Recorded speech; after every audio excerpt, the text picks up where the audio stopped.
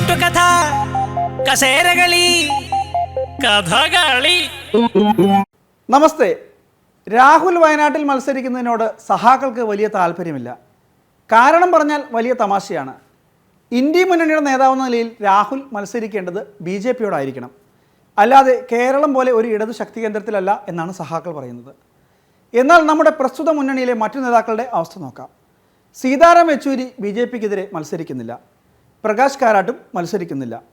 Brinda കാരാട്ടും മത്സരിക്കുന്നില്ല. S Ramendran Pillai ഇല്ല. ഇവരാരും ഇല്ലാത്ത സ്ഥിതിക്ക് ഞാനായിട്ട് എന്തിനു ചെന്ന് കയറി കൊടുക്കണം എന്ന് രാഹുൽ മോൻ ചിന്തിച്ചാൽ കുറ്റം പറയാൻ പറ്റുമോ? ഇപ്പോൾ മനസ്സിലായില്ലേ ആള് വെറും പപ്പു അല്ല എന്ന്. സ്വാഗതം കഥകളിയുടെ പുതിയ അധ്യായത്തിലേക്ക്. കെട്ടുകഥ കസേരകളി കഥകളി. പത്തനംതിട്ട CPM ജില്ലാ സെക്രട്ടേറിയറ്റിൽ പൊരിഞ്ഞ അടി നടന്നുവെന്നാണ് കരക്കമ്പി. തോമസ് ഐസക്കിനെ ഞങ്ങൾ ജയിപ്പിക്കുമെന്ന് ഒരു വിഭാഗം, വേണ്ട ഞങ്ങൾ ജയിപ്പിക്കുമെന്ന് മറ്റൊരു വിഭാഗം. അങ്ങനെ ഒന്നും രണ്ടും പറഞ്ഞ് പൊരിഞ്ഞ അടി നടന്നുവെന്നാണ് കേൾക്കുന്നത്. ഒരു സഖാവിനെ ജയിപ്പിക്കാൻ വേണ്ടി മറ്റൊരു സഖാവിനെ വേറൊരു സഖാവ് തല്ലുന്നതും ചവിട്ടുന്നതുമൊക്കെ കേരളത്തിലെ തന്നെ ആദ്യ സംഭവമായിരിക്കും ഇത്. എന്തായാലും മറ്റെല്ലാ വാർത്തകളും പോലെ തന്നെ ഈ വാർത്തയ്ക്ക് പിന്നിലും ബൂർഷ മാധ്യമങ്ങൾ തന്നെയാവാനാണ് സാധ്യത. കാറ്റിൽ വെയിലിൽ ആവേശം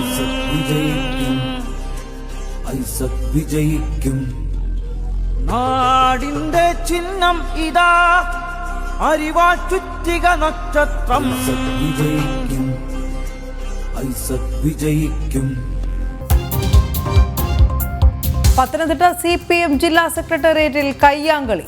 തർക്കമുണ്ടായത് അടൂരിൽ തെരഞ്ഞെടുപ്പ് പ്രചാരണം പോരെന്ന വിമർശനത്തെ തുടർന്ന്. പ്രശ്നം ഇവിടെ ഉണ്ടായിട്ട് എനിക്കറിയാം. ഞാൻ അവിടെ ഒരു 10 വരെ ഉണ്ടായിരുന്നു. അവിടെ ഏതെങ്കിലും തരത്തിലുള്ള പ്രശ്നങ്ങൾ ഉണ്ടായതായിട്ട് എൻ്റെ ശ്രദ്ധയിൽപ്പെട്ടില്ല. സാധാരണ ഇതിൽ കമ്മിറ്റി കൂടുമ്പോൾ ഉച്ചത്തിൽ സംസാരിക്കുക, അത് സാധാരണ ഇതിൽ അഭിപ്രായമുള്ള കമ്മിറ്റിയല്ലേ. അങ്ങോട്ടും ഇങ്ങോട്ടും ഒരു വിഷയത്തിൽ അഭിപ്രായം പറഞ്ഞെന്ന് വിചാരിച്ച് അതെങ്ങനെയാണ് മറ്റേ ബഹളങ്ങളോ അല്ലെ അടിപിടിയോ കയ്യാങ്കളിയോ ആകുന്നത്? അവസാനം യുദ്ധമായി. യുദ്ധത്തോട് യുദ്ധം. യുദ്ധമോ അല്ല, അടി അടിയോടടി മുടിഞ്ഞടി. കുത്തരിക്കണ്ടം മൈതാനത്തിൽ എന്റെ പൊന്നോ പൊരിഞ്ഞടി. അങ്ങനെ ഒരു സംഭവം അവിടെ ഉണ്ടായിട്ടേ ഇല്ല. നിങ്ങളവിടെ വേറെ ആരെങ്കിലും പറയട്ടെ, അല്ലെ അത് സംഭവിച്ച ആളോട് ചോദിക്കട്ടെ. അതല്ല, എന്നെ അടിച്ചെന്നാണല്ലോ പറഞ്ഞത്, എന്നോടാരും ചോദിച്ചില്ലല്ലോ ഇതുവരെ തനിക്കിങ്ങനെ കിട്ടിയോന്ന്.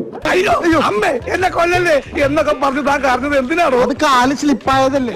അടിസ്ഥാനരഹിതമായ ആരോ തെരഞ്ഞെടുപ്പ് സമയത്ത് ഉണ്ടാക്കിയിട്ടുള്ള ഒരു വാർത്തയാണ്, തികച്ചും അടിസ്ഥാനരഹിതമാണ്. പിന്നെ അത് രാവിലെ ഷട്ടിൽ കളിക്കാൻ പോകുമ്പോ ഓപ്പാന്നുള്ളത് നിങ്ങൾക്കൊക്കെ അറിയാം. എടോ, തന്റെ കരണത്ത് ഞാനിപ്പോ പൊന്നീച്ച പറപ്പിച്ചില്ലേ?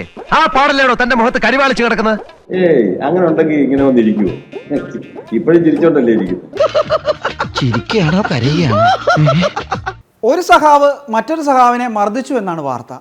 മർദ്ദിച്ചിട്ടില്ല എന്ന് മർദ്ദനമേറ്റതായി പറയുന്ന സഖാവും മർദ്ദിച്ചിട്ടില്ല എന്ന് മർദ്ദിച്ചതായി പറയുന്ന സഖാവും തറപ്പിച്ച് പറയുന്നു. പിന്നെ മർദ്ദനം കണ്ടുവെന്ന് പറയുന്ന സഖാവും പറയുന്നു മർദ്ദനം ഉണ്ടായിട്ടില്ല എന്ന്. പിന്നെ ഇത് CPM-ൻ്റെ പരിപാടിയാണ്. ഇവിടെ പല ചർച്ചകളും നടക്കും. തെരഞ്ഞെടുപ്പ് സമയവും ആണ് ഇപ്പോൾ. ബൂർഷ മാധ്യമങ്ങൾ ഇങ്ങനെയൊക്കെ പറഞ്ഞില്ലെങ്കിലേ അത്ഭുതമുള്ളൂ. ഇല്ല, അദ്ദേഹത്തെ ഒരു മർദ്ദിച്ചതായിട്ട് അദ്ദേഹം എവിടെയും പറയില്ല. അദ്ദേഹം ഇപ്പം എനിക്ക് തോന്നുന്നു വാർത്താ സമ്മേളനത്തിൽ പോയി സംസാരിച്ചിട്ടുണ്ടാവും. എന്താ സംഭവം? ഒരു സംഭവം ഉണ്ടായിട്ടില്ല. ഇരുട്ടടി ആയിരുന്നില്ലേ, ഒന്നും കാണാൻ മേലായിരുന്നു. 5-6 പേരുണ്ടായിരുന്നു എന്നാ തോന്നുന്നേ. ഞാനും കൂടെ ഉണ്ടായിരുന്നെങ്കിൽ തല്ലി ജയിക്കാമായിരുന്നു ഇല്ലേ? ആ, താനും കൂടെ ഉണ്ടായിരുന്നു. തനിക്കും കിട്ടിയ എന്നെ തല്ല്. 5-6 പേരില്ലായിരുന്നോടോ. ഓഹോ, അപ്പൊ പിന്നെ ഞാൻ ഇല്ലായിരുന്നു. നന്നായി. ഞാൻ അവിടുന്ന് പോരുന്നോളം വരെ ഒരു പ്രശ്നം ഉണ്ടായില്ല. അത് പതിനായിരം കൊല്ലം പറയുന്നത് എനിക്കറിയില്ല. ഏതായാലും ഈ കമ്മിറ്റിക്കകത്ത് ഒരു പ്രശ്നം ഉണ്ടായാലും ആ കമ്മിറ്റി ചർച്ച ചെയ്ത് കൺക്ലൂഡ് ചെയ്ത് ഞങ്ങൾ വിഷയമെല്ലാം തീരുമാനിച്ച് അവിടെ നിന്ന് ഇറങ്ങി പോരുന്നോളം വരെ ഒരു പ്രശ്നം ആ കമ്മിറ്റിക്കകത്തുണ്ടായിരുന്നു. അതിനുശേഷം ഞാൻ എന്തെങ്കിലും ഉണ്ടെങ്കിൽ പരിശോധിക്കും. അത് കഴിഞ്ഞ് രാത്രിയിലെങ്ങാനും അങ്ങനെ അവർ അവിടെ ഇല്ല. ഞാൻ പോരുമ്പോൾ ഈ പറയുന്ന ഹർഷൻ അവിടെ ഇല്ല, അവർ പോയി കഴിയുകയും ചെയ്തിരുന്നു. അപ്പൊ പിന്നെ അങ്ങനെ ഉണ്ടായൊരു സാധ്യതയില്ലല്ലോ. അത് CPM ആണ്. ഞങ്ങളുടെ പാർട്ടിക്കകത്ത് പല ചർച്ചകൾ നടക്കും, കാര്യങ്ങൾ നടക്കും. ഇതിനെ സംബന്ധിച്ച് വല്ലവരൊക്കെ പറയുന്നത് കേട്ടോണ്ട് വാർത്ത കൊടുത്തു കളയരുത്. അത്രയൊരു അഭ്യർത്ഥനയുള്ളൂ. ഞങ്ങളുടെ പുതിയ നാടകമാണേ, ഒന്നുകിൽ കളരിക്ക് പുറത്ത് അല്ലെങ്കിൽ ആശാന്റെ നെഞ്ചത്ത് എന്ന് പറഞ്ഞാൽ ഏതാണ്ട് ഈ ഭാഗത്തായിട്ടാണ് ഇവരറിയാം അല്ലേടാ. ഇങ്ങോട്ട് റിപ്പോർട്ട് ചെയ്യുന്നത് അതൊക്കെ ഓരോരുത്തരുടെ ഭാവനയല്ലേ. തെരഞ്ഞെടുപ്പ് കാലഘട്ടത്തിൽ പൊടിപ്പും തൊങ്ങലും വെച്ച് ഏത് വാർത്തയും സൃഷ്ടിക്കാൻ ആളുകൾ ഇങ്ങനെ നോക്കി നിൽക്കുക. അതിൻ്റെ ഒരു ഭാഗമാണ് അവിടെ നടന്നിട്ടുള്ളത്. അവരെ ഒരു കമ്മിറ്റി കൂടുമ്പോൾ അങ്ങോട്ടും ഇങ്ങോട്ടും അഭിപ്രായ വ്യത്യാസം, ചിലപ്പോൾ ആ പരിപാടി ഇവിടെ വെക്കണം, അല്ലെങ്കിൽ മറ്റേ ഇവിടെ വെക്കണം, ഈ പരിപാടി ഞങ്ങൾക്ക് വേണം, ഇങ്ങനെയൊക്കെ പറയും. അത് ചിലപ്പോൾ ചില ആളുകൾ അവരവരുടെ സ്വരത്തിൽ ശബ്ദമൊക്കെ ഉണ്ടായി തരാം. അതിനപ്പുറത്തൊരു സംഭവം അല്ലാണ്ട് മറ്റൊരു സംഭവം ഇവിടെ പത്തനംതിട്ട ഉണ്ടായിരുന്നു. എല്ലാ തെരഞ്ഞെടുപ്പിലെ ഇതുവരെയുള്ള തെരഞ്ഞെടുപ്പിൽ ഏറ്റവും ഫലപ്രദമായ പ്രവർത്തനം നടന്നത് ഈ തെരഞ്ഞെടുപ്പിലാണ്. ഞാനിപ്പോൾ രാവിലെ 2 ലോക്കൽ കമ്മിറ്റി കഴിഞ്ഞ് കൂടിയിട്ട് ഞാൻ താമസിച്ചത് നിങ്ങളോട് ചോദിക്കുന്നു. കഴിഞ്ഞ കാലങ്ങളിൽക്കാൾ കൂടുതൽ ആക്റ്റീവായിട്ടാണ് ഞങ്ങൾ വർക്ക് ചെയ്യുന്നത്. എന്തോരം പണിപ്പെട്ട ഒരു സീറ്റ് ഒപ്പിച്ച് എനിക്കറിയാം. ഉപദ്രവിക്കാന്നുള്ളതാണല്ലോ മറ്റൊരു ലൈൻ. എന്തൊക്കെയായാലും പത്തനംതിട്ടയിൽ തോമസ് ഐസക്കിന് വൻ സ്വീകാര്യതയാണെന്നാണ് വാസവൻ മന്ത്രി പറയുന്നത്. ഐസക് വിജയിക്കുമെന്ന് പാട്ട് വരെ ഇറക്കി കഴിഞ്ഞു സഹാക്കൾ. പിന്നെ ഇനി ഇത്രയൊക്കെ സഹാക്കൾ പറഞ്ഞിട്ടും വിശ്വാസമായെങ്കിൽ കുറച്ചുകൂടി തലമുതിർന്ന നേതാവ് പറയുന്നത് കേട്ടുനോക്കൂ. അത് വെറും സഹാവല്ല, താത്വിക ആചാര്യൻ. അല്ല, അവിടെ അങ്ങനെ സംഭവം ഉണ്ടായിട്ടില്ല.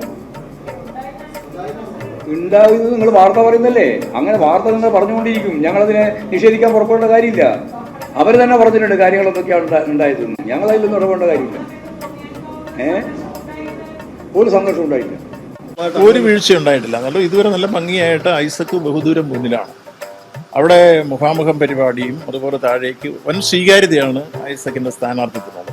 നായകൻ ഐസക് ഇതാ, കാറ്റിൽ വെയിലിൽ ആവേശം. ഐസക് വിജയിക്കും. നാടിന്റെ ചിഹ്നം ഇതാ, അരിവാൾ ചുറ്റിക നക്ഷത്രം. വിജയിക്കും. ഐസക് വിജയിക്കും. ഇനി അവസാനത്തെ ഭാഗം ഞാൻ ഇതാണ് പറയുന്നത്.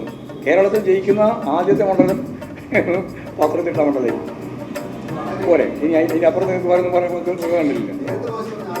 ആലപ്പുഴ ആയിരിക്കും. 1-2 ആദ്യം ജയിക്കാലോ.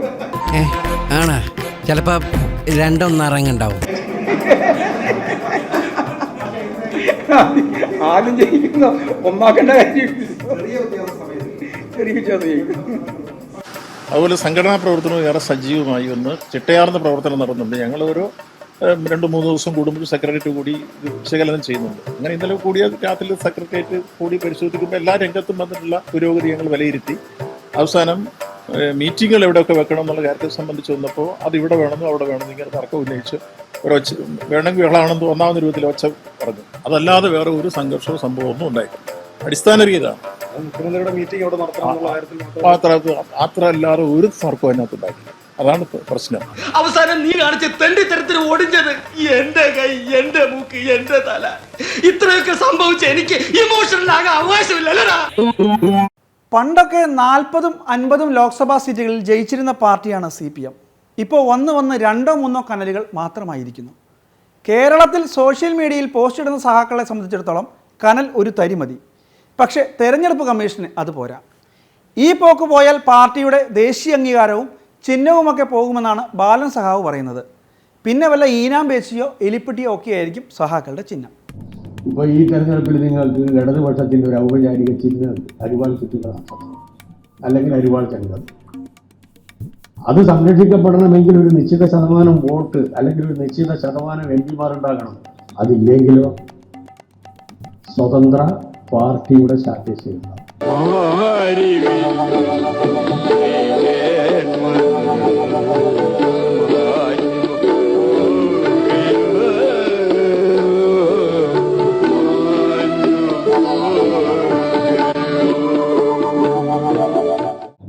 അടുത്ത തെരഞ്ഞെടുപ്പിൽ ഞാൻ പല സ്ഥലത്തും പറയാറുള്ളതാണ്, അരിവാൾ ചുറ്റിക നക്ഷത്രത്തിന് പകരം നമ്മുടെ അംഗീകാരം ഇല്ലാതാക്കിയാൽ ഇലക്ഷൻ കമ്മീഷൻ തരാൻ പോകുന്നത് അവർക്ക് ഇഷ്ടപ്പെട്ട ചിഹ്നമായിരിക്കും.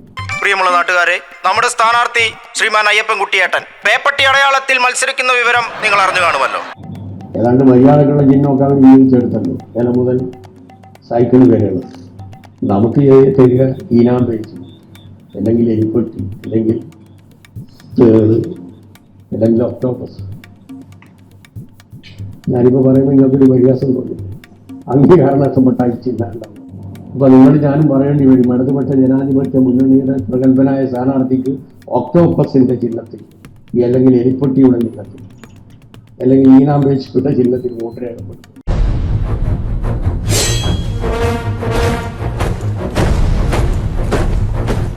എന്നാൽ പിന്നെ സഹാവെ, ഈനാമ്പേച്ചിയേക്കാൾ ബെറ്റർ ഓപ്ഷൻ അത് മരപ്പെട്ടിയായിരിക്കും. അതാകുമ്പോൾ ക്ലിഫ് ഹൗസിൽ ധാരാളമുണ്ടല്ലോ. പിന്നെ നമ്മുടെ മുഖ്യൻ്റെ മുണ്ടിൽ മൂത്രമാകുന്നത് തടയുകയും ചെയ്യാം. പിന്നെ ഈ ചിഹ്നം പോകുമെന്ന പേടി അത് ബാലൻ സഹാവിന് മാത്രമാണ് കേട്ടോ. ഗോവിന്ദൻ സഹാവിൻ്റെ വിലയിരുത്തലനുസരിച്ച് പാർട്ടിക്ക് പ്രധാനമന്ത്രി വരെ കിട്ടാൻ സാധ്യതയുണ്ട്. ഈ പതനത്തിലേക്ക് നമ്മൾ എത്തിയാൽ എന്തായിരിക്കും? എത്താൻ പാടില്ല എങ്കിൽ ഒരു സംശയവും വേണ്ട. ഇടതുപക്ഷ ജനാധിപത്യ മുന്നണിയുടെ സ്ഥാനാർത്ഥികളെ വിജയിപ്പിച്ചേ പറ്റൂ. ആ പ്രസ്ഥാനത്തിന്റെ ഐഡന്റിറ്റി റെക്കഗ്നീഷൻ സംരക്ഷിച്ചേ പറ്റൂ. നിനക്കിനി ജയിക്കണമെങ്കിൽ ഒറ്റ വഴിയേ ഉള്ളൂ. കുടുംബക്ഷേത്രത്തിലേക്ക് ഒരു നേർച്ച നേർന്നേക്ക്, ചിലപ്പോ ഫലിച്ചേക്കും.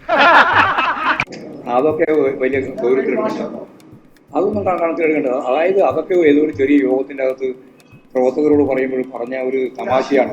ആ തമാശ വെറുതെ ആവശ്യമില്ലാതെ പർവ്വതീകരിച്ച് നിങ്ങൾക്ക് താല്പര്യത്തിന് വേണ്ടി വാർത്തയാക്കിയത് മാത്രമേ ഉള്ളൂ. ഞങ്ങൾക്ക് ഇന്ത്യയിൽ ഇപ്പോഴും നാഷണൽ പാർട്ടി എന്ന രീതിയിൽ പ്രവർത്തിക്കാനുള്ള ഭൗതിക പശ്ചാത്തലമുണ്ട്. History will not repeat again. ചരിത്രം ഒരിക്കലും ഒരേപോലെ ആവർത്തിക്കപ്പെടില്ല.